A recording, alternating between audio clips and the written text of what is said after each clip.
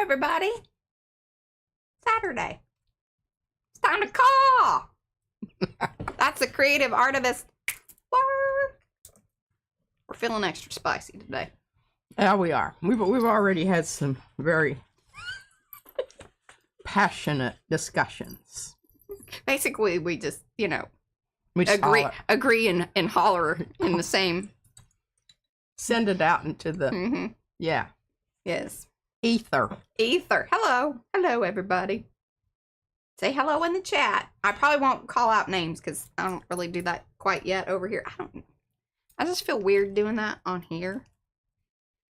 I don't know why. Well, I don't really either. There are people. They wouldn't be here. Our peoples. And they have said that they will. If they're not, yeah, they said they were, and if they aren't, they won't be there very long. So, yeah, there is that. But anyway, hello, everyone. Hello, everyone. We're going to be talking about labeling. Labeling? Labeling. The labels that we put on ourselves and others. Yeah. Some of, and yeah. But the labeling, okay, we're going to start off with what we were going to do last week, and then I don't know, I had another rant last week about something. She felt it moved higher on the list. It was all about, the whole thing with what's going on in New Jersey, still going on in New Jersey. And yes. And needs to, because at least, I don't know what it takes. Hey, but there have been some wins. There are some different cities, counties that have been stopping the sale of or allowing. Yes, building it into their bylaws and whatever in cities and counties. Yes, about the adding ICE detention centers and even also AI as well. Tommy, and lots of people getting more note up about all these things. They like, hey, we should probably put a little stop to this. Let's talk about it, not make it so easy for these things to just appear. And the thing is, some of these places are already toast because their water supplies toast. I mean, that's happening down in Corpus Christi. Yeah. Anyway. Hello, everybody coming in. Hello. Okay. Thumbs upsies, please. Yeah, don't forget that, because that's important. Yeah, let's people know we got something going on over here. We're having a little chit-chat.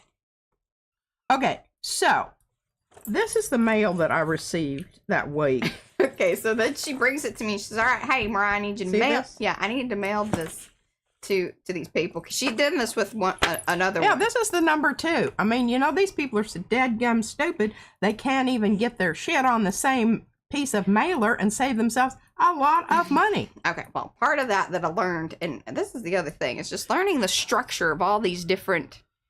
I'll tell you what, the Democrats, if there's any way, and I know I have this tendency, I admit it, but at least, what is this tendency? This tendency to overcomplicate. To make a problem when there isn't one, and to not recognize a problem when there is one. It's either or. Right.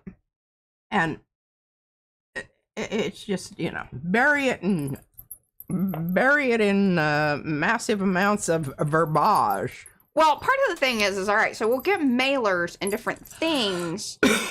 Now this one, you gotta say, this one's from the Democratic Congressional Campaign Committee. The other one was from the Democratic Central.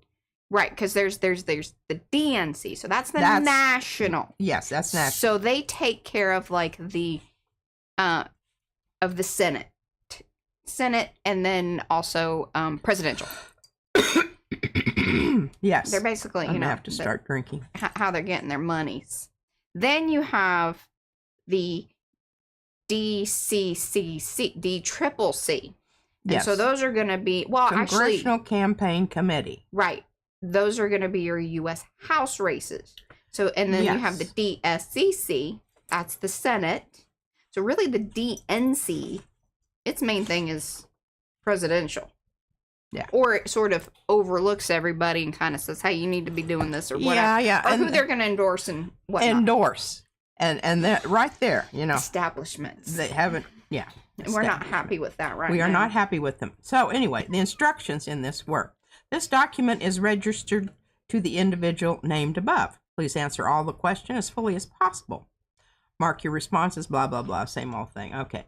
And it says, yes, I'm joining the DCCC in building the infrastructure needed to support House Democrats and fight back against extreme Republicans.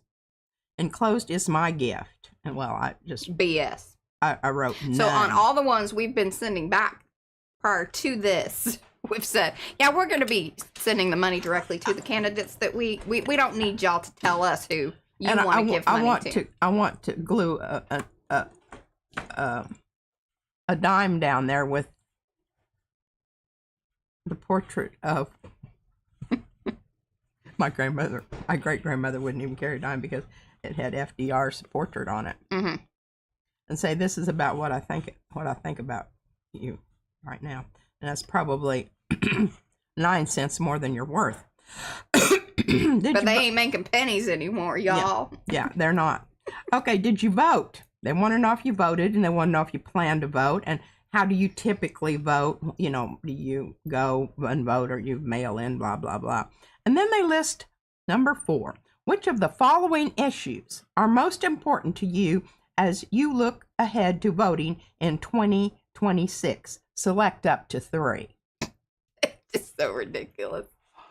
Okay, I'm going to read them to you.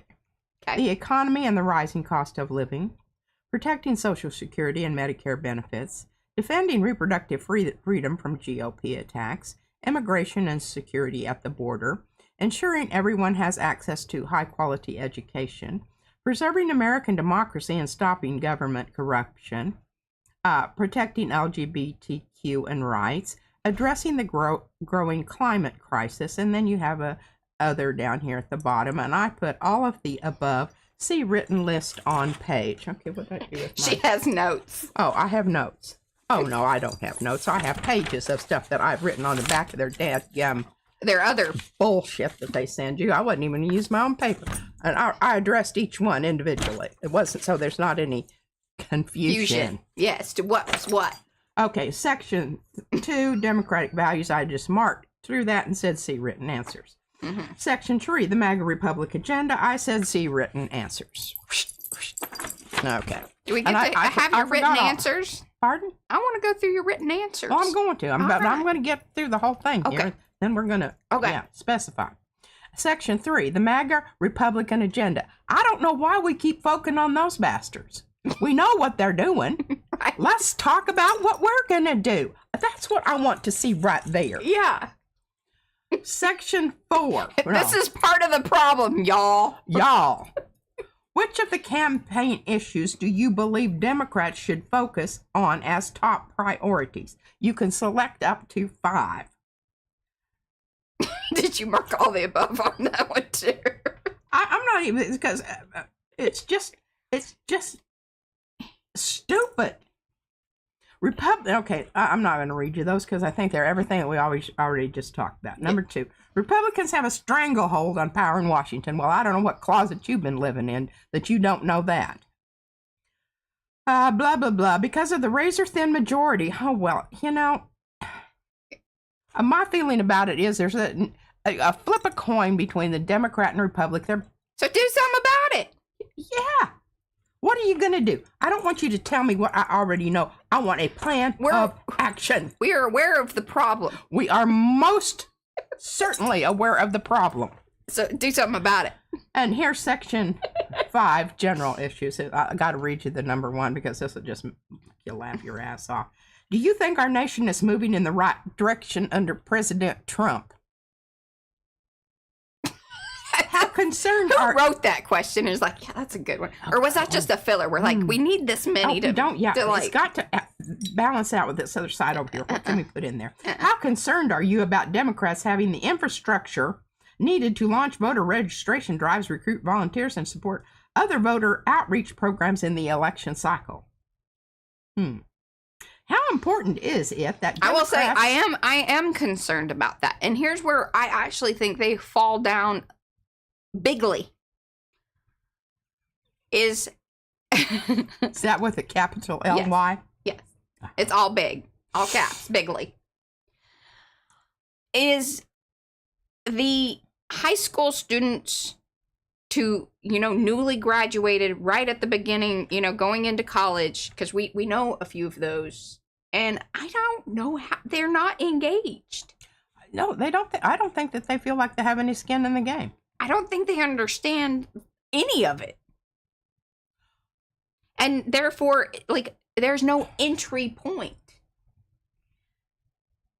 Well, I think that that's intentional. Of course. We have not but that's where educated them to the point where they even know what to get involved in and about. I want to know, okay, so it's much like the Zoran Mamdani type campaign where it's like they were doing all sorts of events that really didn't always even pertain to political who's it, what's it. It was just like, hey, here's some people that you might get along with.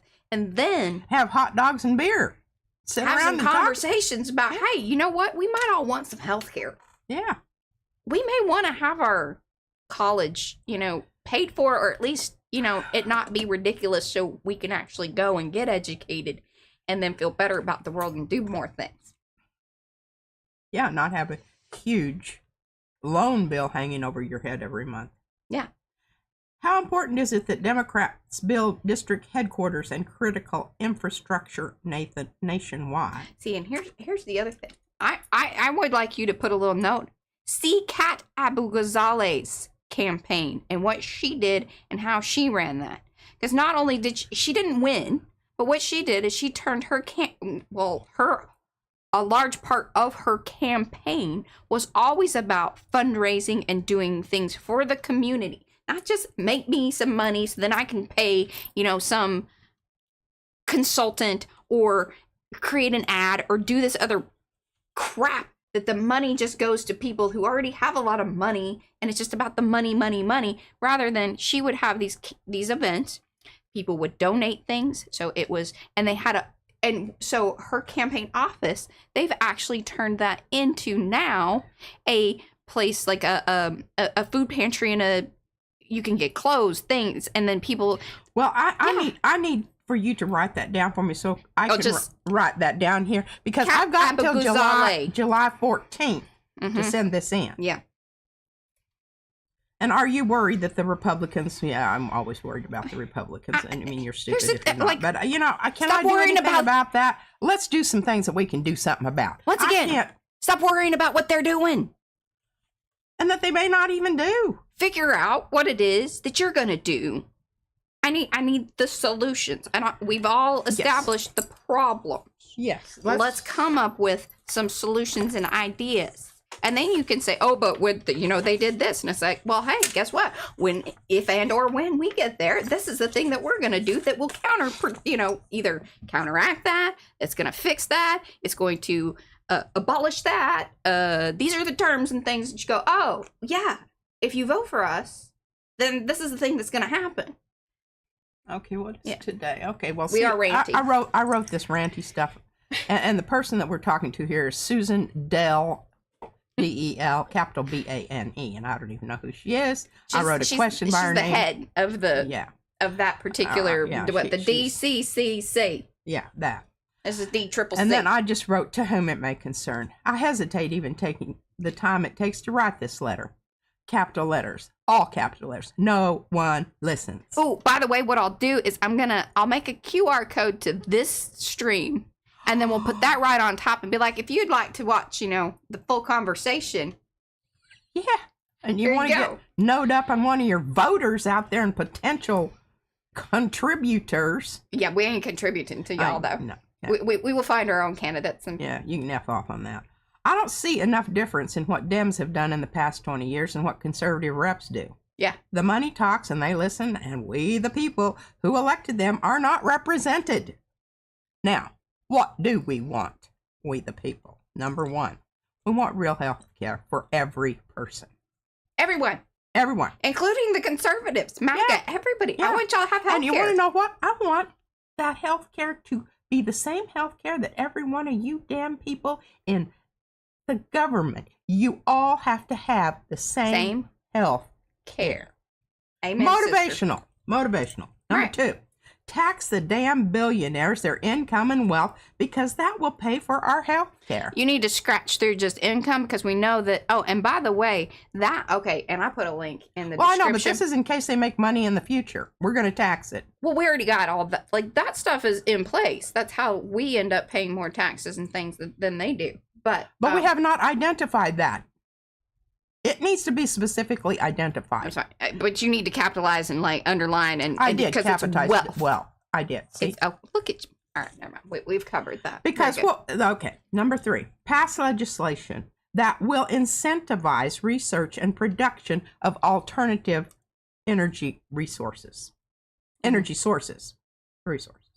Number 4, stop all imperialistic pursuits in other countries. Cut the military budget to half or more of what it already is. Filter that money into education, health care, infrastructure, our roads, our bridges, our airports. And actually, isn't the Department of Energy under like where military and all of that is? I think it kind of is. So see, that would be an easy little, just a line item, that over. Scoot them over. And maybe they can actually find that money that they're always, not finding. Number 5, get money out of politics.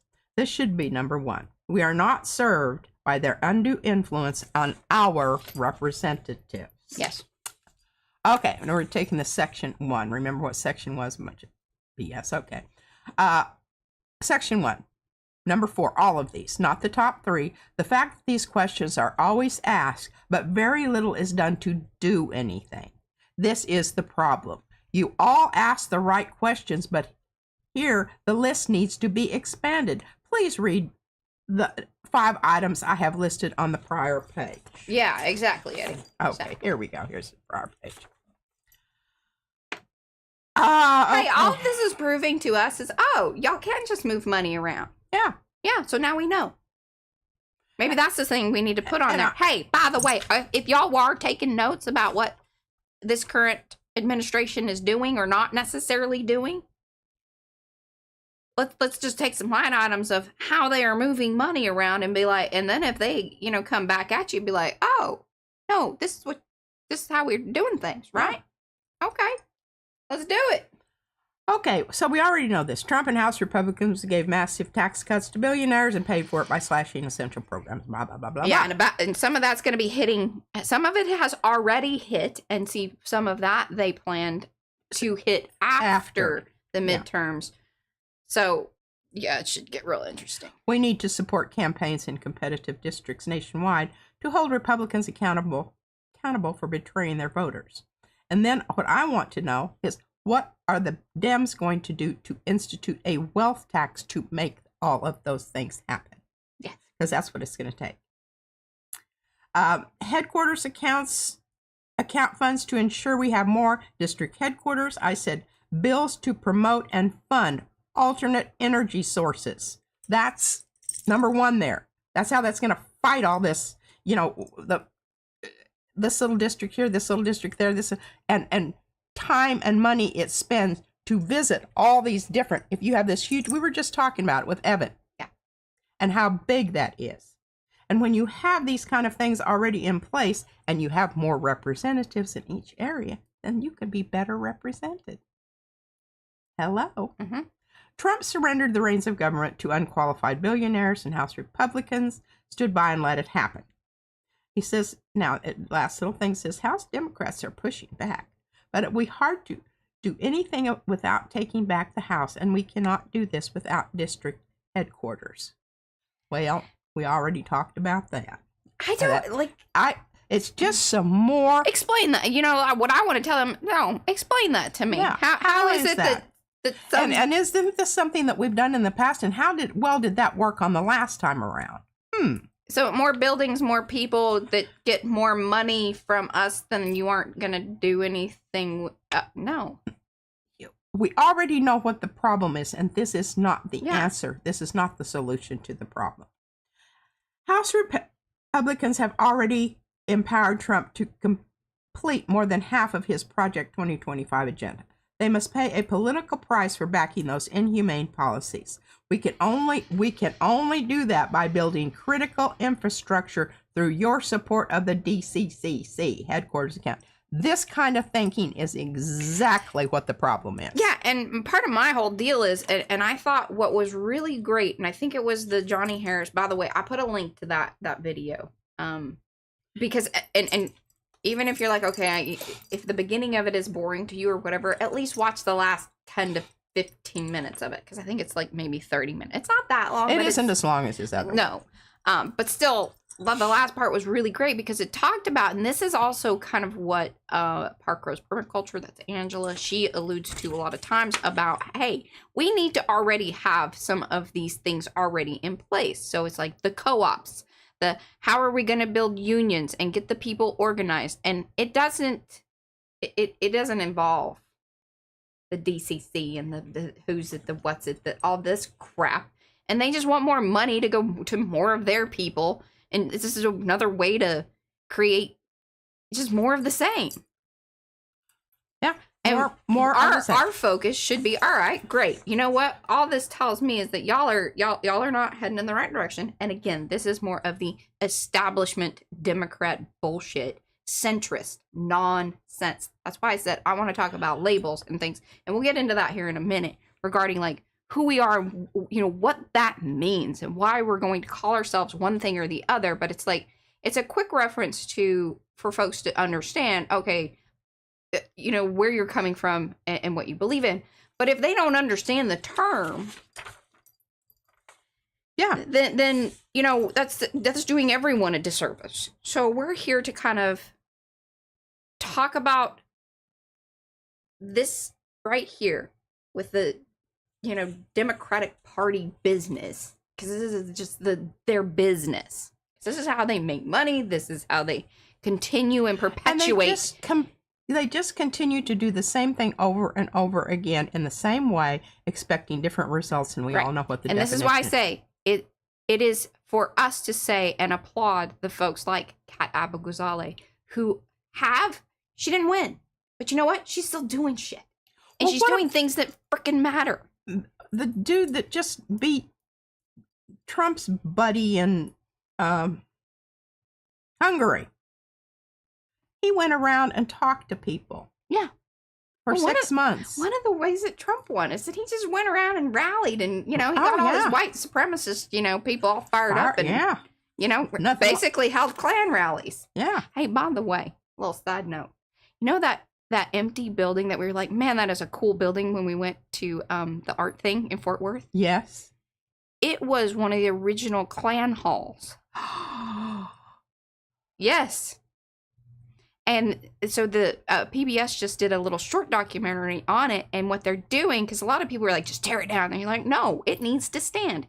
And then they're going to turn it into, I didn't end up watching the very end of it, but I think they're going to do some kind of either, you know, like arts, public type, you know, open type kind of event center or something like that. I think that's where it was headed, and I didn't watch the very end of it, but I was pretty excited about that, and I wanted to tell you about it. I love that. It's a really cool building. Yeah, it is. It's very Art Deco. Okay, here's what I wrote at the top of my thing. I said, please don't send me any more updates on current affairs. I am only too aware of the reprehensible condition our country is in right now. See CAW, aka Creative Activist, work on YouTube. And we can put the little QR code, be like, this will make it simple for you. Here you go. Okay, so here, and then I got this one. This is from the DSCC, the only one C. So this is the Senate. Okay, this is the 2026, and look, they even gave you little, in case you're going to show up in person. I don't know what the hell that's for. Oh, we should be like, hey, they gave us labels, and theirs start out at 25. The other ones start out at 10. These start out 20, and I think this is from Mr. Jeffries, I believe. Mr. Jeffries, yeah, he's a piece of work. He is a piece of work. Where is it? Oh no, this is Devin Barber. Well, these are the heads of whatever of each different. And, you know, you've got to hurry up and rush this in, and I don't know. I'm not even bothered to address this one. I'm just gonna. Basically the same stuff. I do like the little donkey right there. I'm going to cut that out. Thank you for the mailer stuff. Junk journaling. Yeah. I'm going to keep that for that. Okay, so that came. And here's the envelope, and I love it says urgent up here. Mm-hmm. Urgent. And Sierra magazine, which I send money to these people, says take back the house. This fall's elections are critical. Help support. And you got to let them know about that. And this is a good lobbying. Or message me and I'll send you the link to it. It was a great.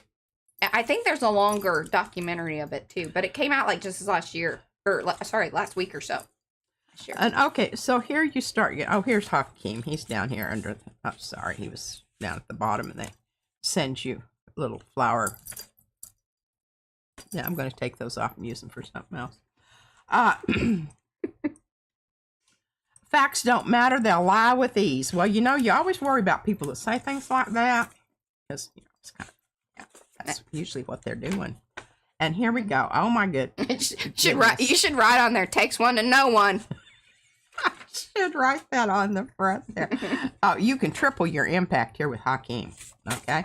And then it's some more of this same old old BS, and and they've got some nice little graphics here, and I think they could have done better. But then again, I'm also like, why are they printing all this junk? Use the money for something that matters. And I don't know how much each one of these little things cost, but it ain't nothing. Okay, so and here's this is Planned Parenthood. They should have a freaking YouTube page. And human rights. Rather than, hey, you don't need buildings. They need one building, one, thing. They could have... Clearinghouse. Yeah. Each one of them could have their own channels. People could actually show up. You could talk to things here. They could run little polls in here. All of that could be done. Yeah. I guess, they can't verify or, North Texas Food Bank. These are all things that should be taken care of by your government, which are not. And I got this in the mail, and I thought this was very interesting. I'm going to read you these things, and I'm going to see what you think. Okay. Ask for recommendations. The easiest way to start is ask neighbors, family members, and friends about their recommendations. Word-of-mouth recommendations speak volumes about a company's work and reputation. Or rather than company, you could insert whatever candidate. Search social media. Social media shouldn't be your only source of information when it comes to finding a good politician, but they can be a valuable research. Search for on your list and check their social media feeds for customer testimonials. Research your choices. I will say though, be careful about being in the reviews or the comments of anything, because that's where I start to feel like, oh good gosh, are these real people? Are these the people? Well, yeah, but that's a place to start. It is. Research your choices, qualifications, certifications, licenses, and bonding, areas of specialization, professionalism, assurances, and guarantees. This is just for the contractor who's going to fix your freaking toilet. Yeah. I mean, doing more research about that than we are. I think we need to have one of these for the politicians, where you can look them up in here and see. Let's see who recommended them. Okay, we need to look that up. I want to know. I want testimonials. Testimonials from. I want to know about Black Caucus. I want to know at least 3 people of different ethnic. How often do you talk to your mother? Yeah, and how do you talk to your mother? Or your father? I want to know, do you still hang out with your cousins? Who are your cousins? What do your cousins say about you? Yeah. That's what I want to know. And your grandmother. Let's talk to her, because grandmothers are, they're a lot more. Parents sometimes. Because I'll tell you either way. Yeah. How good it is or whatever. All right, now I'm going to read. I think all politicians should have to have that, and I want to see their faces. And if their family members won't step up and talk about them, that in itself should tell you something. Yeah, that little spidey sense in there should start. It's like Stephen Miller's cousin said he's an asshole. Did you see the thing I put in Facebook today? I'm like, this makes sense. That picture of Adolf Eichmann. And Stephen Miller, I swear to God, he's a reincarnation. It's crazy. He looks so much like him. It's crazy. It's just scary. Yeah. All right, Mariah, you didn't put numbers on these pages. So I'm assuming this is the last page. Yeah. I got that. Sorry. Do I start with leftist democratic socialism? It's all this is really just rando information. So it's not like you have to go. Well, I know, but it it defines some things here that I think are really necessary. And differentiating between leftist democratic socialist and democratic socialism. Because you say the word socialism and people just go,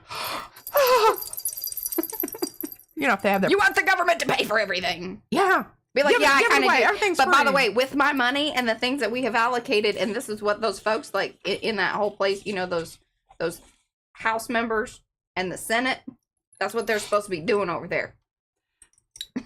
Here's the thing. It's kind of their job. If you go back and you look up, and we're talking, and it was kind of interesting because they had, I don't know, you know who the robber barons are. You don't know who the robber barons are, you need to look up those guys. Because this is where the whole corporate bailout, corporate funding. We have stripped everything out that once was there that was keeping us from turning into the robber baron business kind of situation again. So here we are again. We're back. So the thing is at least we've been through this once. And see, this is one of the things that Graham Plattner said. He says, listen, we're done playing in the margins. Dream big. We have done it before and can do it again. So it's not like we're flying blind here. No. And they didn't even have social media and the ability to just, you know, talk to some folks in the way that we do now. Yes. Absolutely. And this is what was going on. And the thing about it is, if you look up anything that has to do with transportation, you look up anything that has to do with pharmaceuticals, you look up anything that has to do with big agro. Help me out here. Who else? AI, the military, Lockheed, all those complexes, the space people, and everything. All of those that are now private entities were funded by our taxpayers' money. We own a majority interest in that company because we've already paid for it. And here's the deal. Now, Bernie Sanders actually already has bills in process to already get the ball rolling on some of that business, pulling back some of that money. It says, hey, you know, if we're going to fund all this, then we, the people, should also have some of that. Okay, so I'm glad you brought that up, Mariah, because it just brought me back to my little drawing here, my little flow chart. Okay. So I really wish we could overhead. Is it hard to overhead? No. Remember, I got overhead here. See? Yeah. Oh, okay. well. I mean, hold on. I got to get it talking to it 1 second. I don't know what this last couple of updates has done, but it has issues about. Well, can you remember that I need to redo mine because it now no longer listens to me and takes me places I want to go. Mm-hmm. There we go. Look at that. Look at that, y'all. Did she do it? I did it. Well, I'm still looking at something up there that's got a OBS cross through it. Oh, all right. Now, I'm going to bring this down and Mariah's going to holler. Well, it's less irritating than when we do it, you know, in the... There we go. Is that good? Mm-hmm. Okay, so I want you to follow me here. Don't pay attention to that up there. It's just that piece of paper was available. All right, so we've got... That's other rants. That's another one. Yeah, that's another one. And Izzy stole my dead gum. I love my red... Your red pen? No, my chopstick. She stole it. Okay, so this is how this works. We have the House of Representatives, and they make the bills. Okay, committee, and they send it over to the Senate, and then the Senate sends it to the president, so the president can either sign it or not. And we've elected him, you know, through the Electoral College. That's another thing we need to get rid of because they do not have to reflect the majority. And here's the thing, there are ways, and it was kind of, some of it was happening prior to this last election about, I can't remember what they called it, but rather than having to change the Constitution, it was already within like the electoral college that they could kind of adjust it so it was more fair. I can't remember what they called it. Apologies for that. Yeah, because they're supposed to reflect the majority of vote, but they don't have to. Right. They are not obligated to do so. So Jennifer's loving your notes. Is she? Thank you. Okay, so the president has a veto power. So anything that comes from here, he can say, hey, no. But then if it actually does get through, or if it's something that's already there, the president doesn't like it, he calls up his friendly little, Thomas or I don't know who are the other, Roberts. Yeah. And says, hey, I don't really like this, like, Roe versus Wade. And they have the power to nullify any legislation interpreting intent. This is all mine. I did not copy this anywhere. This is how I feel. Interpreting intent, citing constitutional law or prior cases that support their premise. Well, a lot of folks are starting to say, I don't know why we're all still like pretending that the SCOTUS is anything other than like Donald's bitch. Yeah. Okay. The court is now heavily Trump-leaning. Yes. All right. So the judicial can undermine the true majority of the population in favor of the power and money of the minority. And here, again... That ain't democracy, folks. No. And here's what's really kind of crazy, and I think it was the Johnny Harris thing that they also talked about, that once again, the power balance is so out of whack. Yeah, and because one of the things, exactly, and your drawing here is really great for that. Highly recommend going over and watching that whole thing, because one of the things that they really push in on is that it's like, usually what will happen is that if you have government that is paying attention to the people, there's going to be a better representation of truly what the people, and we hear there's all this polling and all these different things that said, hey, by the way, healthcare, people really want that. Yeah. And that's like 80%. Yes. That doesn't have anything to do with Republican or Democrat or how you get somebody elected. That how many headquarters you need. We the people, very interested in some healthcare. Yes. The problem here is actually you can draw right now a big red line around all of this. Yeah. Because the problem is no real will of the people being taken into account in any of the branches of government. And, and then you have somebody like this, Mona over here that says she at the bulwark. We don't like her. Just can't believe, we used to be concerned about democracy all over the world. Blah, blah, blah, blah, blah. Bull pucky. Well, that is not so. Let me just read you some stuff here. One of the things that was happening with USAID. Oh, no. Don't even go there. Those are all little ploys by the World Bank to get those people so that they are beholden, to make them go in power. Debt. It's all back to the power. All that USAID and all that kind of stuff, just some more bullshit. Oh, listen, she is getting radicalized. I am. Okay, we haven't discussed this. I need to find out more. U.S. leaders profess a dedication to democracy, and that's about all they do is profess. The U.S. national security state has participated in covert actions or proxy mercenary wars against revolutionary governments. And here we go, and I will read you the list. Cuba, Angola, Mozambique, Ethiopia, Portugal, Nicaragua, Cambodia, East Timor. And East Timor, remember that the Democracy Now? Mm-hmm. What is her name? Oh, yeah. They have a movie out with now. She says, please steal my story. Yeah. I can't remember her name either. Okay. Western Sahara and elsewhere, usually with dreadful devastation and loss of life for the indigenous populations. Hostile actions have also been directed against reformist governments who are not playing along by rules that we want them to play right. Egypt, Lebanon, Peru, Iran, Syria, Zaire, Jamaica, South Yemen, the Fiji Islands, and elsewhere. Since World War II, and Mona says that's what she says. Well, we used to be about democracy.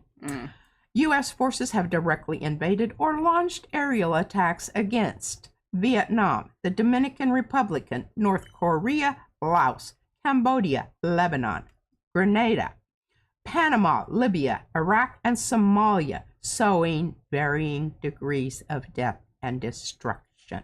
Yeah. So don't talk to me about any of that bullshit.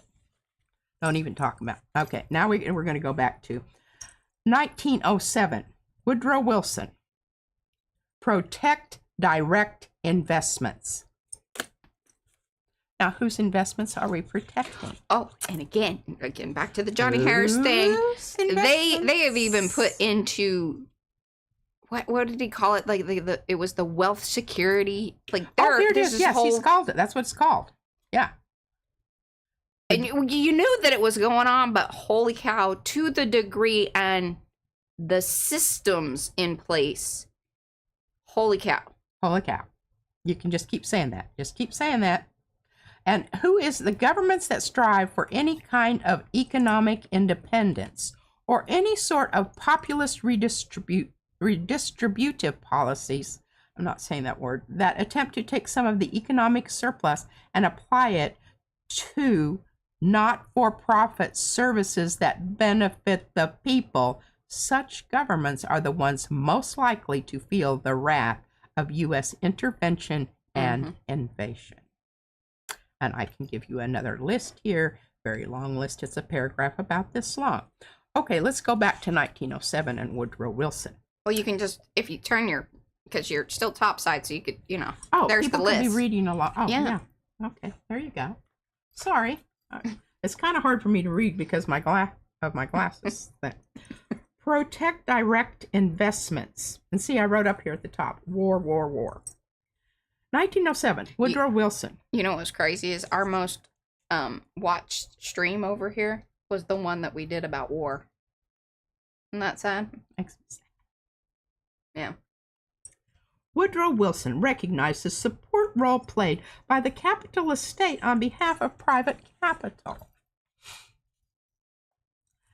Since trade ignores this is a quote from him, since trade ignores national boundaries and the manufacturer insists on having the world as a market, the flag of his nation must follow him, and the doors of the nation which are closed against him must be battered down. Concessions obtained by financiers must be safeguarded by ministers of state, even if the sovereignty of unwilling nations be outraged in the process. Colonies must be obtained or planted in order that no useful corner of the world may be overlooked or left unused. Okay, so direct quotation. All right, we got to clear up president. something and back. All right, take a deep breath. Yes. Deep breath. Deep breath. Okay. Where's my water? Yes. Hydrate. Everybody hydrate. My water's right over there, Mariah. I can't get to my water. Oh, I'll get it for you. So, one of the things, because Sophia has a good point here, is that, I think two things could be true. And I think that's where we need to probably clarify whenever we're talking about, the loss of the USAID thing is obviously a terrible, and there are people that are losing their lives. It has caused much pain, suffering, and death because of what happened here recently with the Doge crap. That being said, the reason that it was in place, and I think what we are sold as a people, as because here I was saying, but the thing is that was there as a soft power. But maybe one of the things that we're not talking about is, well, why was that in place in the way that it was? And what was it holding back in those countries? Because we kind of, once again, giving a little drip of something. Carrot and stick. To hold over. Whereas rather than helping and empowering those countries to become self-sufficient. Oh, yeah. because we kind of like the fact that they were beholden. So I think those two things, it's important to be more specific on that. And I'm glad we had the conversation too, because I was very quick to say, oh, but USAID. And it's like, oh, but no. Well, yes and no. Two things can be true at the same time. It was doing good things, but why was it doing good things? And was it doing the ultimate good? Or was it just keeping propping up yes, somebody else's interest, making that country owe us? Exactly. Why were those countries in need in the first place? Exactly. And then that's what we need, what needs to be exposed. Excellent. Yes. Well done. Later, as President of the United States, Wilson noted that the United States was involved in a struggle, quote, to command the economic fortunes of the world. That is the definition of empire. Yeah. And that's where we are. Okay. Political instability. This is what I want to talk about, because the 90% of the immigrants that arrive in our country are arriving in our country because of things we have done in their country that destabilized their country and made it a bad place to live in. Because, and we have touched upon this before, very quickly, one should say, don't you think they would probably rather stay in the home country where they had a life? Yeah, where their home was. Where their family. Their family. The place that they've known. Much how, we Americans want to stay where we're at. And I could read you some things that would absolutely make you vomit. So rather than being mad at folks, be like, man, what happened and how is it, and I'm so thankful that you are here. And how is it that we can be better and work together to make all places somewhere you can be that you want to be? I just think that we need to leave them alone. Okay, so Haiti, and we're always, pissed off at the Haitians and the Somalis and whatever because, we've screwed their country up so bad that they've decided they actually want to come to the United States and be locked up in an ICE facility. Okay. In Haiti, in 1915, U.S. leaders cited political instability and invaded Haiti and crushed the popular militia. The troops stayed for 19 years. During that period, French, German, and British investors were pushed out, and U.S. firms tripled their investment in Haiti. Yeah. To defend that process, the imperialist state thwarts and crushes these popular movements that attempt any kind of redistributive politics, sending a message to them and others that if they try to better themselves by infringing upon the prerogatives of corporate capital, they will pay a severe price. I give you Cuba. Yeah. And what's going on there right now. Okay, let's go forward fast to our Reagan. Oh, he's such a piece of work. Number one, did you know he was a spy? Yeah. Turning in people in the film trade union to McCarthy. Yeah, started out. Yeah, that's what you turned his friends and people that trusted him because he was the president of the Film Association. He was turning in people. That's what kind of guy he was. Reagan's invasion of Grenada served notice to all other Caribbean countries that this was the fate that awaited any nation that sought to get out from under its client state status. No country that pursues an independent course of development shall be allowed to prevail as a dangerous example to other nations, and that's why we're punishing the hell out of Cuba right now. Yeah. Okay, I'm done with that. Now, I do want you, please get this book. This book, and do you want me to stay top side, or do you want me to go big? You can go back big. Okay. I think that this is really, I love this little because I got this from, another I don't know, somebody online there. Yeah. So please don't talk to me about, you know, what nice people we are and what all the wonderful things. I think a lot of people are figuring out that, you know, no, it isn't. It doesn't happen. And this Novara Media channel with Aaron Bastani. I'm still a little suspect about, like, there's some things on there that I'm like, I don't know. There are some things on there that are questionable, but you know what? Here's the whole thing.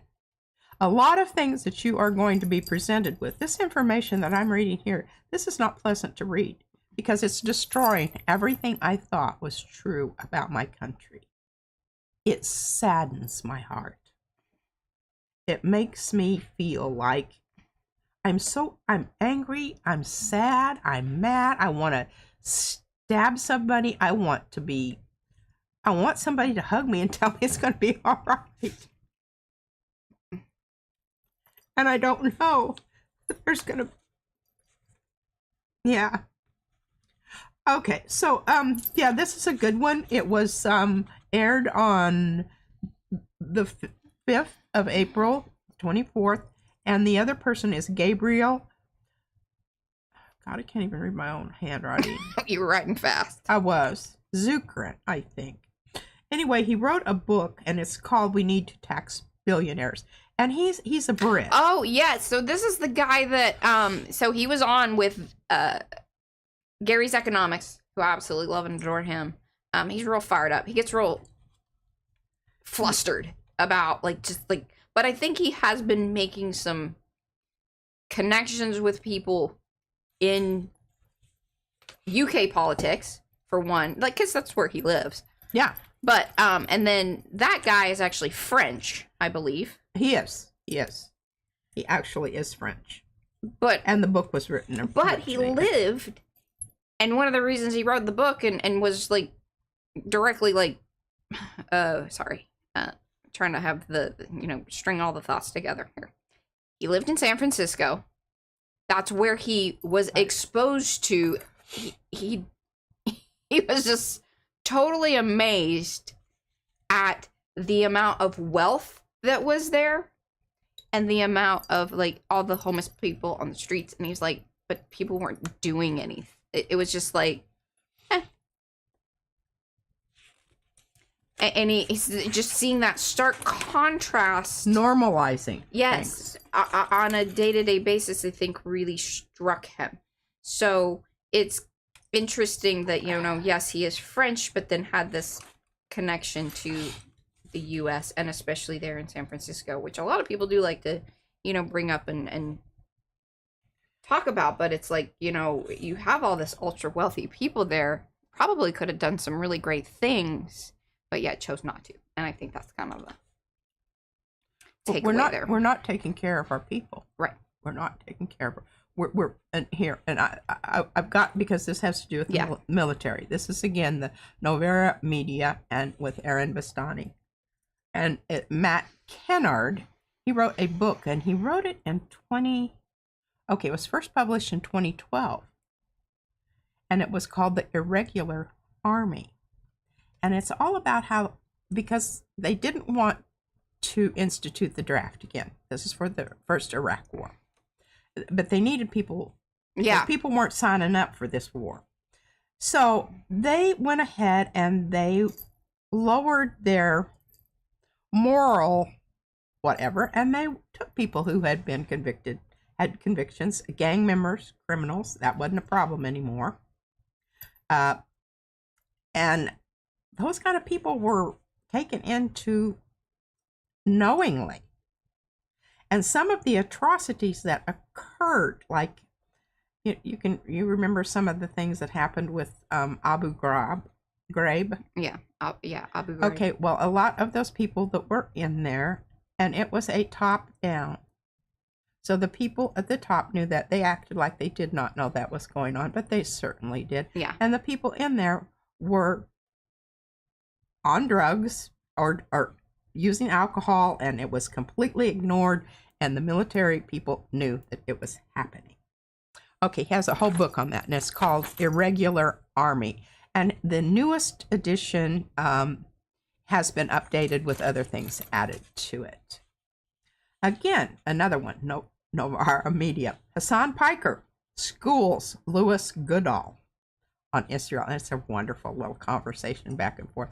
And his LG says he objects to Hassan calling the Zionists Nazis. He feels it draws the ire of the Jews and can be called. That was a great conversation. Semitic.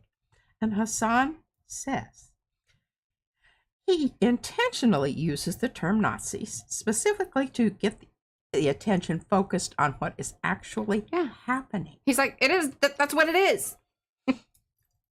Number one, it's the goals of ethnic cleansing are identical. Yep. And the extermination, instead of with ovens, it's bombs. Yeah. But it has the basic same result. And our concentration camps, and right now, I don't know what,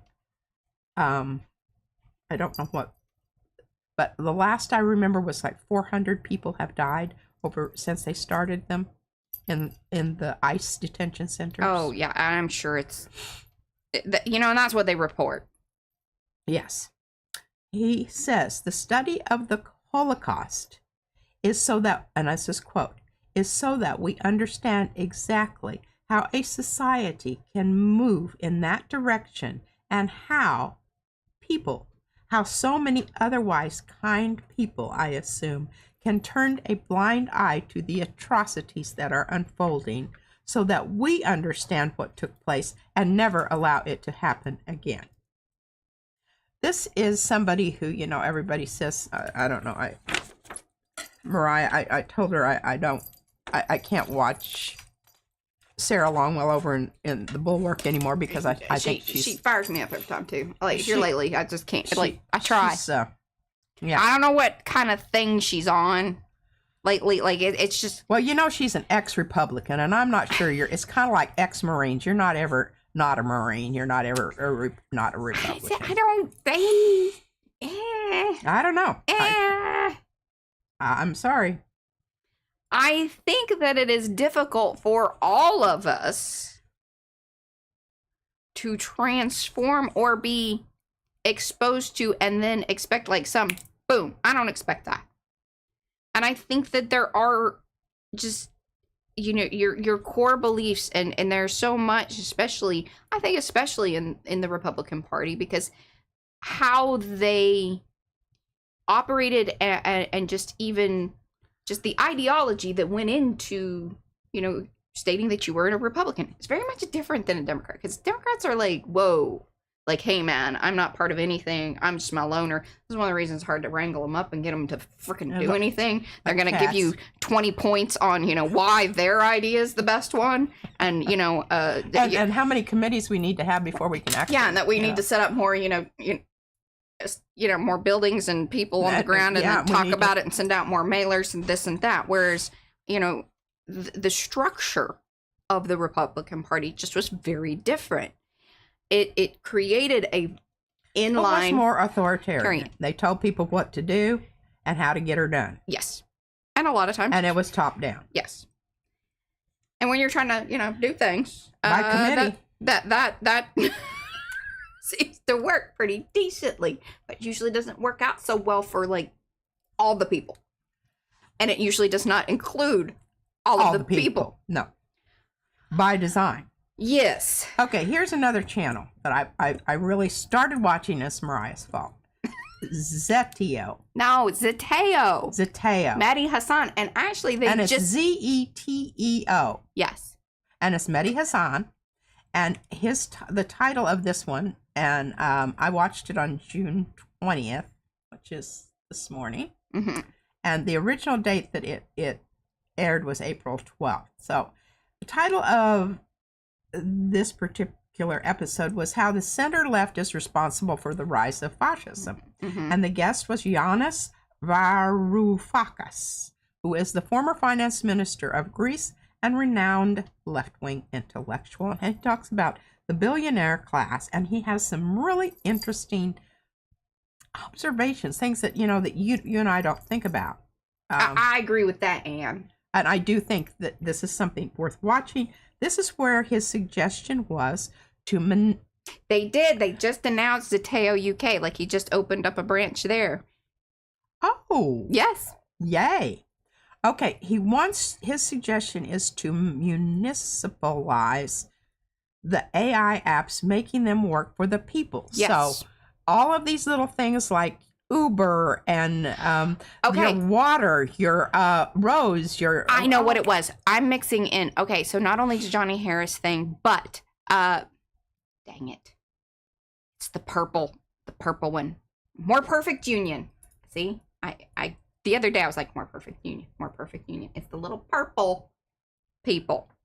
They have been doing amazing reporting. They just did, and I think it's a new series because they're working on solutions.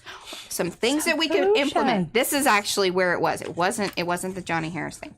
More Perfect Union. I'm gonna find it real quick and I'm gonna put a link there in chat because it was very good.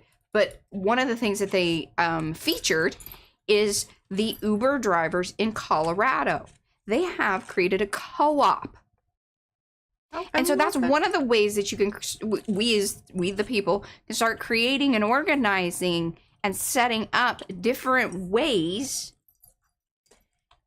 to not only work within the capitalist system that we have, but make sure that more of the money goes back to the people that are actually doing the labor. The work. More. And I just, I really, and I want to get back to this because I think there's some really excellent ideas here in these things that you gave to me, Mariah. And I've already read you the Parenti reforms, and I get a lot of my, and he says critique of supply side economics, and y'all understand that, okay. Supply side policies serve as a double standard, advocating for small government and social programs like education and hunger relief, while utilizing powerful interventionist state to support corporate interests, military expansion, and foreign policy goals.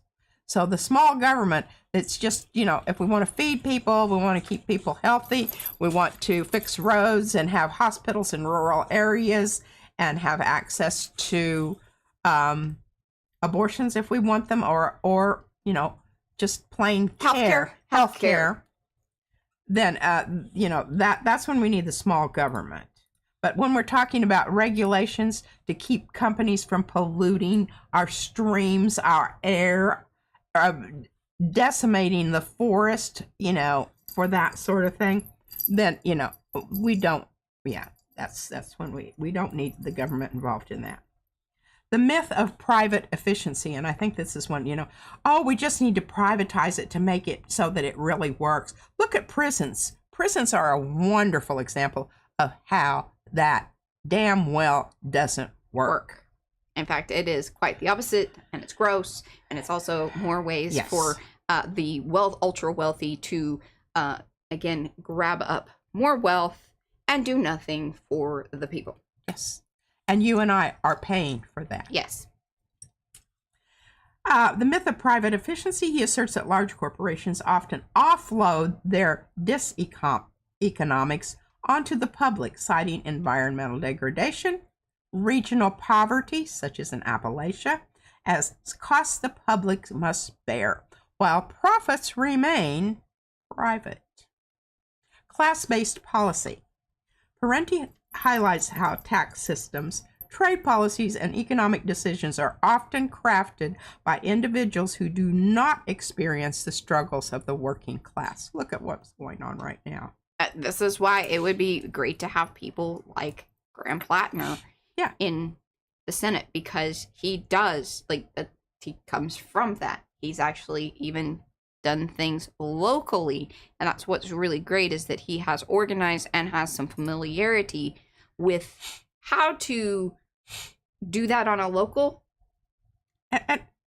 because I think so many people just either get into politics. I don't know, some of them have great, I think that they go in with great aspirations, but either just don't know what they're doing, and so are easily gobbled up into the cogs of lobbyists, of special interests, different factions. They become beholden. And because they don't themselves hold enough, I think, true belief. And this is one of the things where I love Kyle Kulinski, because he's like, if y'all would just say, and I think this is one of the reasons that Graham Plattner's doing well. He's on message because it is his message. It is what he believes. His core beliefs. This is how he runs his life. It is easy to have conversations. That's one of the reasons P and I are able to have these conversations in the way that we do, is because this is what we believe. And not to say that we aren't able to gain new information and alter that, but we aren't paid. We aren't, like, it is who we are. And that's why those conversations are so much easier to have, but it's also why sometimes feelings and the passion of it can sometimes... I'm very passionate about it, and one of the reasons I am is because I'm angry. Okay, I've got three more here, and I'll be finished with this. Class-based policy. Parenti highlights how tax systems, trade policies, economic decisions are often crafted by individuals who do not experience the struggles of the working class. He argues that recessions are not necessarily harmful to the wealthy, as they provide cheap labor and opportunities for further accumulation. Military-industrial complex. You know, that big piece of the pie here, over here. It's all this over here. Yeah. Okay. That's where we could get a lot of our money. Yeah. He describes high levels of military spending as a form of socialism for the rich, providing guaranteed markets, profits for private companies, while failing to meet the actual social needs of the populace. Yeah. Call for democracy. Parenti concludes that real democracy is measured by whether a system serves the public good rather than the greed of a few, advocating for revolutionary reformist measures to achieve social justice and economic stability. And this leads right into these things that Mariah just gave me. Okay, so I want to talk about democratic socialism first of all, because I think that this is a concept. And here's the thing. This is what's so beautiful right now in this moment. Zoran Mamdani is implementing, is all about democratic socialism. So it's now nice that we can say right here in the United States of America, it's happening. And it's working. And he's got a balanced budget. The city is, doing things for the people. Is it perfect? No, nothing will ever be perfect, but he makes sure that he is staying on task, because I think he understands how important and how the eyes are upon him in this moment. And it's going to spread. It's got to, because this is the model. Mm-hmm. This is the model we need for our country. Yeah. This is what we need.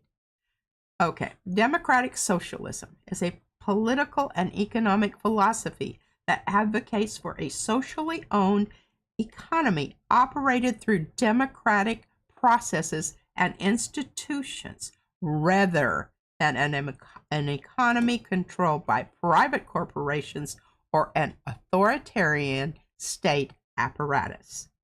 It combines a critique of capitalism's inequalities with a strict commitment to 1. Political democracy, free elections, and individual liberties. Core principles. This is what we talk about all the time. Mm-hmm. This is what I want to hear from my Democratic Party. Yes. Workplace democracy.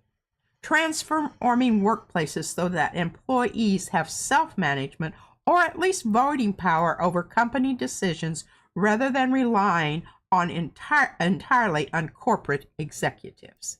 I don't think that's too much to ask. Mm-hmm.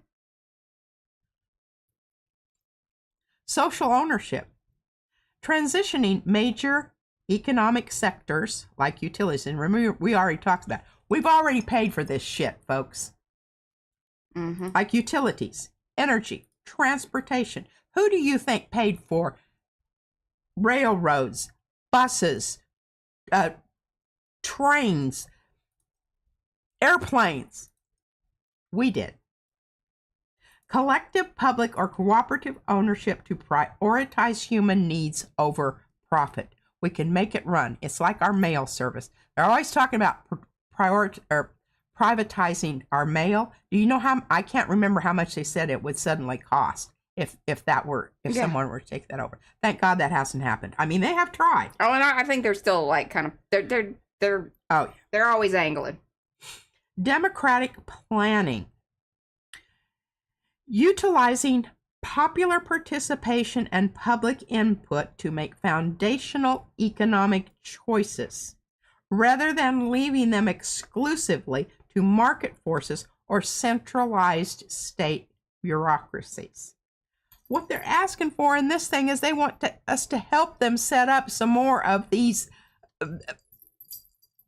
things that are just going to be there, and nobody even feels like that they have. You got to get the people out into the communities. Yeah. It can't be you're going to somewhere. You need to have them come to you. Right. And just setting up a building. And setting up a building with, staff and lights and electricity and water and whatever it takes. No. For the building. You got to do the stuff like what Kat Abu-Ghazali is doing. Rejection of authoritarianism.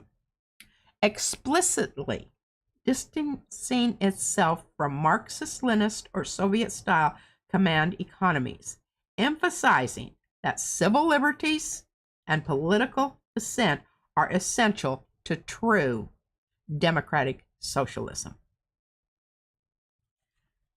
Okay, so. Mobile outreach teams. I love that. Yes. Need to remember that. What is it? Mobile outreach teams. Because, and it should be mobile. Having these buildings in places where people can't even get to. Bookmobiles. Oh, yeah. Come around your neighborhood. And the old school buses or, get old RVs and set up like cool little things that, have books, and they could have all sorts of just, resources right there that maybe go out into these communities that wouldn't necessarily and can't drive to the, building that they have set up or whatever. Well, or, making them mobile so that they can drive, or they can drive to this center. There's always something. You go to the church, you can talk to and then here's community centers. And here's what would be kind of cool. So if they had that mobile thing and then it was tied into whoever was the local representative or congressman or whomever, they could set up those projection screen things.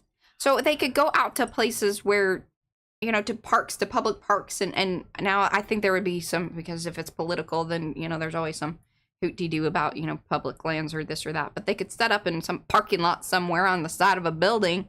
And then you could have your town halls there. So you could have representatives of the candidate or, elected official at that point in time. Back in the day, that's how they used to do it. They put the dude on the back of the train, and he'd go to this little town, and then go on to the next one. Now with the internet, you could have that, because not everybody has access to maybe YouTube or I think whatever. It would just be so wonderful and so refreshing to actually have a real life person. I think that's. I think that would be cool.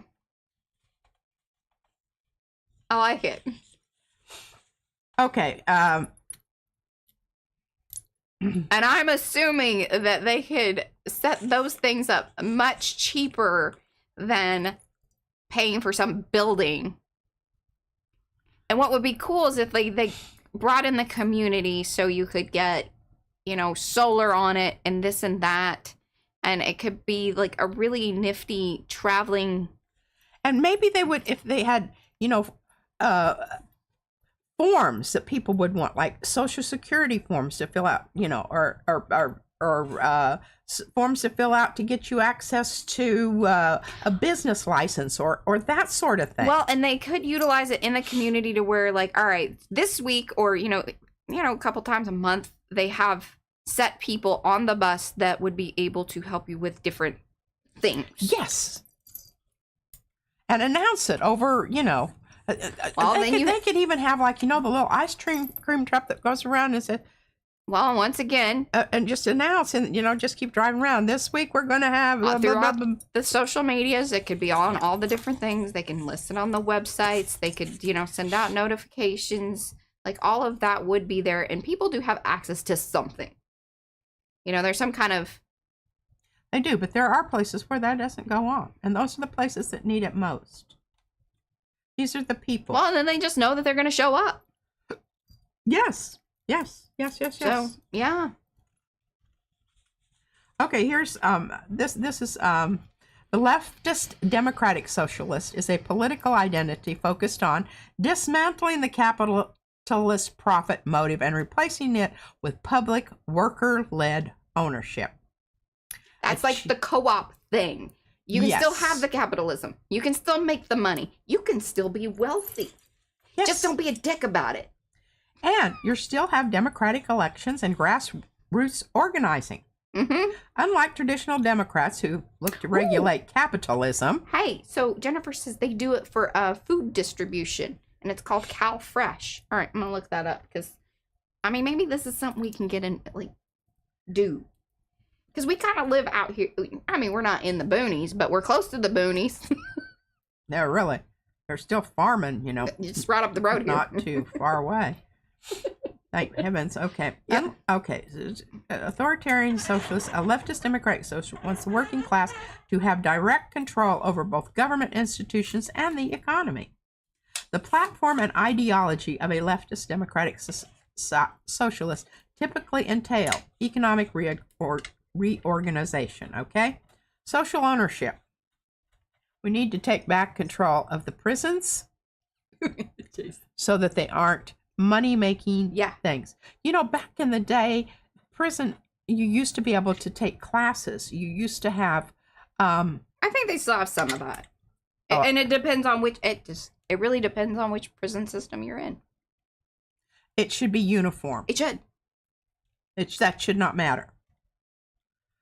Workplace democracy, converting corporations into worker-owned cooperatives where employees vote on executive decisions and wages. Taxing the wealthy.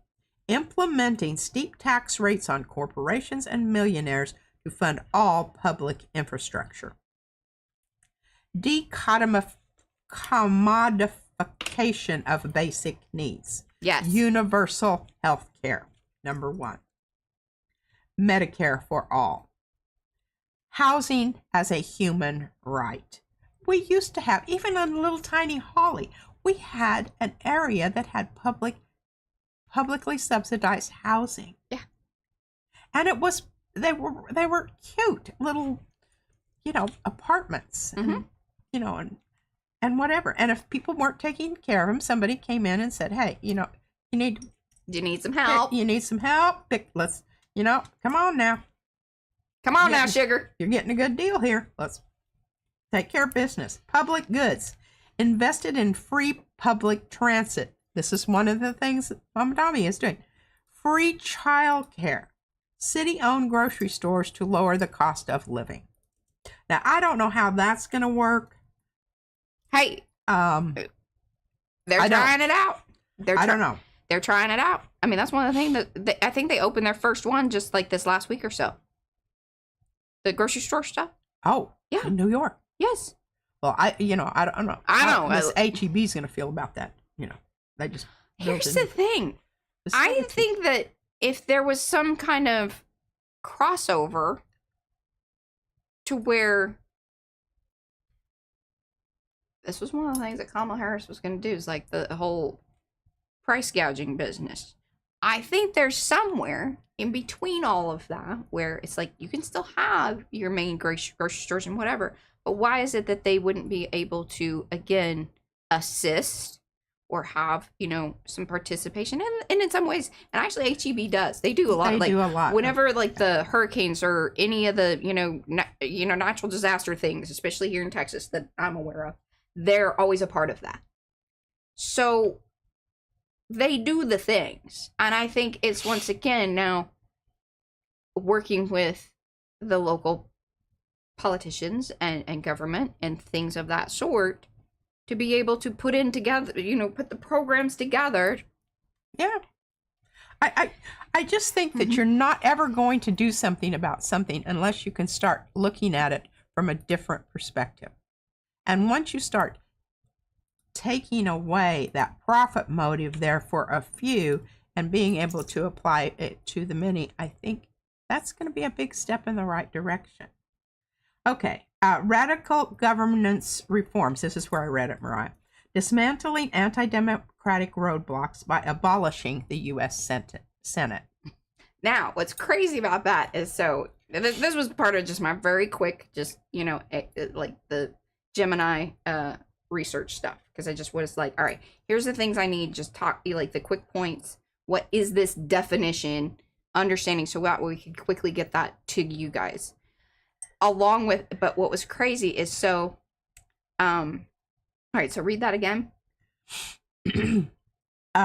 Abolishing the U.S. Senate.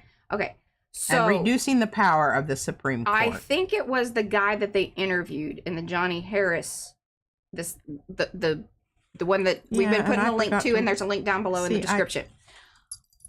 But it was the professor who mentioned that as well, and I was like, wow, that seems kind of radical.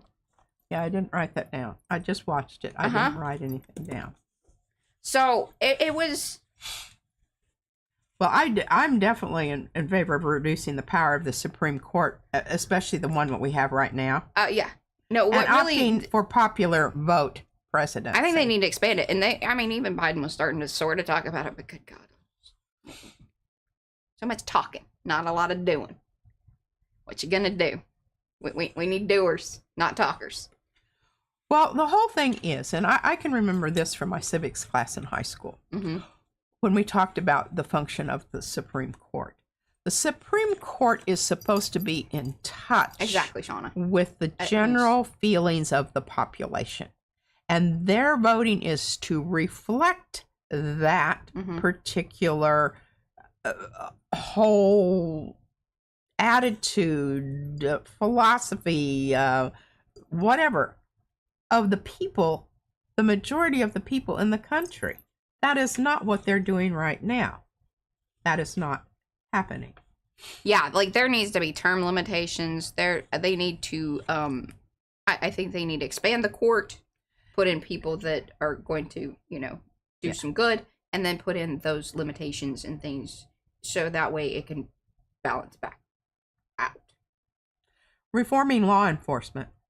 Defunding or severely drawing down carceral systems. That's prisons. Yeah, that's prison. Shifting resources instead towards social workers and community programs. Yes. Because once, we know that works. We know that works. But see, they weren't making money. Nobody was making money off of those people that were actually and if they're doing well in society, then, well, they're not making the wealthy people more wealthy. And they're out there doing, being people in the world. They're not, forcing these people to become either addicts or pushers, because that's one of the few jobs where you can make money in these areas where there aren't any jobs for those young people. It's all planned, folks. Okay. Anti-imperialist foreign policy. Demilitarization. It's those Asian words that are really just kill me off. I don't know why. Slashing the national military budget and stopping global economic warfare. Yes. That crap that I just read to you from Parenti's book. Okay. Global solidarity. Standing against international corporate exploitation and strongly backing pro-Palestinian initiatives. Yes. That's got to stop. Yeah. We don't need another Holocaust. Genocide. Well, sadly, it's already happening. Yes, it is. But we can not be complicit in doing it. That would be, yeah. That'd be the first step, I think. Step one. And then actually allowing people in there to take care of the people who are there, and stop lying about it. Yeah, and stop lying about it. And if you have land that was owned by a Palestinian, I'm sorry. You're going to have to either pay for it or you're going to have to move your ass somewhere else. That's just the way it is. Because it isn't yours. Yeah. It's not yours. It never was yours. Okay. I think that's about it. I'm looking through my stuff here. Talked about all my mail. Gone through all the things. Hey, we went through a lot more than I thought we were going to. Yeah. Like, pile-wise, y'all. Pile-wise. Piles of stuff here. No, just let me look over this a minute. We haven't artivisted in the last couple. We do need to make some more buttons and things. Haven't really been in the... I've been doing a lot of really, intense reading and things. Intense reading. And I just can't get it all. And I think really maybe we should... I want... what Mariah said. She said, why do they not have a sign out there that says voting happening now?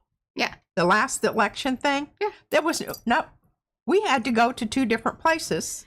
Well, and it's kind of crazy because we're like right here on a line as far as where we live. And depending on which elections are happening or if it's a runoff and just the things that are happening as far as like, why couldn't they combo up some of these runoffs? That was a little weird to me. But I'm sure there's some logistical thing about all that. Still seems wasteful. People's time. Because the thing is that, like, one of the runoffs we did, we had to stay within the county. And the other one was fine that we went to city because we are part of this other city, but the county stuff, it's weird. Yeah. Well, that's some other... And opening up more polling places. We don't need to be shutting them down. We need to be opening them up. And that is something I think... luckily out here, but again, this is suburbia. They got it covered. It's pretty. It's really easy to get to. And now that was a frustration, though. And I do wish... One time we did have to stand in line. I think it was when we didn't vote early. Right. And we have been voting early ever since. Yes. Because it's like... It's a so whole different ballgame. You definitely, that needs to happen. And anyway, go watch some of these channels. Watch something that really kind of makes you feel a little bit uncomfortable. Hey, and check in with, some more actionable items. Speaking of like the voting and things, make sure you check with your city website often. Because they have all that information. Yeah, which runoffs are happening and all of that. Like it should be there. I meant to do that before I went in because I did look it up the other day and I know that we have an art. And chat with the people that show up. It was so great because now Gurvinder didn't win. Well, white dude down the street did. But he sent out his people to knock on doors. And it reminded us, we could do the early voting, so let's go do that. She was great. And handed us a new little flyer thing. And it was, okay, yes, we can go over to the city versus having to go all the way over to the college, which, it's not that far, but it is different. I don't know. Yeah. It's really probably about the same distance either way. Yeah, well, I know, but if we'd gone all the way over to college, if you go to one, then you do have, to go clear across town to go to the other one. That is true. Unfortunately, we did not do that. Don't get pulled in by propaganda, scapegoating or lies, because that really is a lot of what's happening here, and it's purposeful. Yeah. Take time to look it up, and just, I don't know, go get a copy of this. Go get a copy of this. They don't want you to read this. You might want to hurry up because I'm sure that it's, on the list of, I doubt that, I'm sure that they don't have it at the high school. I'm not even sure they have it at the public library. I'll have to ask. I think some other things that we need to create like a little, we need to create one of those free libraries out front just because the amount of books in this house are insane. Yeah, I know. That's part of our mobile thing. I'm gonna look into this. This might be a little. I know. I think something that's. Yeah, I think we need to talk to Evan about it. Yeah, I think so too. See, we got the ear of this politician, and we're. He's a candidate. He ain't a well, I guess he is he is running. He is politicking. He's politicking. Anyway. Anyhow, we do know him, and I'm very unhappy that Gervinder didn't, because I think he had some really great ideas. Again, you know what it boiled down to? Racist. Mm-hmm. Gervinder is an Indian, a Sikh, and people don't understand what that is. And I doubt they took time to talk to him or really understand. Have you ever talked to him? The whole. Oh my God, his entire family is awesome. And they actually walk their talk. Mm-hmm. They really honestly do. And they believe in community. They believe now, in supposedly, helping I will say this. We're gonna give some kudos to the dude down the street. Supposedly. According to his information that he put out. Well, of course it is. Well, no, but I think it's probably true. Just kind of knowing who he is or whatever. That like whenever the hurricanes and like when we had the big floods and stuff, he did go and volunteer. And I think because he owns a restaurant here in the area, I think he donated food and does a lot of things. And so like I don't think he's a terrible person, but I don't think that oh, he's a Trumper. Yeah. That he is, because they actually even held like watch parties and things back in the early days. I don't know if he still is. It'd be interesting to know. Yeah, I don't know. I mean, we can go. He's now a public official, and that means that you can talk to him. The drinking liberally people go and hang out at his place, so we could go over there and, Yeah. I'm not into cheap booze. I can't afford to buy shots at the real. Oh, at the. Yeah, I can bring my own bottle in my tote. You can bring a bottle. It just takes one shot. I'm a cheap date. Yes. Okay, my friends. That concludes Caw. So glad that you're here. We'll be back next Saturday. We'll be back tomorrow morning over at PM Artist Studio. That's the other channel. And if there's any questions about anything that we said today that you want to ask them in the comments, because I would be more than happy, because I've got my stuff here. I can actually answer you probably a lot better than I could just engage over there on the community tab. Some of y'all are way awesome about that. I am terrible. I don't know what that community. She gets over there every once in a while by accident. Yeah, I don't know how to actively, and then I get over there and I'm like, okay, now how do I get back to where I was? And it's meant for mobile, which is really irritating because like that's how it's set up. It's eases through the mobile, but then you mean the phone? Yeah, that's what a mobile. Yeah, mobile. Because it's just I don't know. It's cumbersome. It's clunky. Yeah, I didn't like it. Yeah. I didn't like it. I really wish that what they would do is set it up a lot like, which is, terrible or whatever, but a little bit more like the Facebook. Yeah. And the Messenger. Lightning bolt. Yeah. So they're separate things, but then they, interact with one another, but they do it pretty well. Fan of that. And do better, YouTube. Do better. Do better. With your community. Well, does the same guy own them? No. Thankfully. Well, I mean, it's another douchey guy. In fact, he was on that dialogue list, I think. Another douche. I think so. Yeah. Go figure. All right. Well, how about that? Surprise, surprise. All right, guys. We'll see you tomorrow over at PM Artist Studio, or we'll see you back here next Saturday. Thanks, guys. Bye. Bye.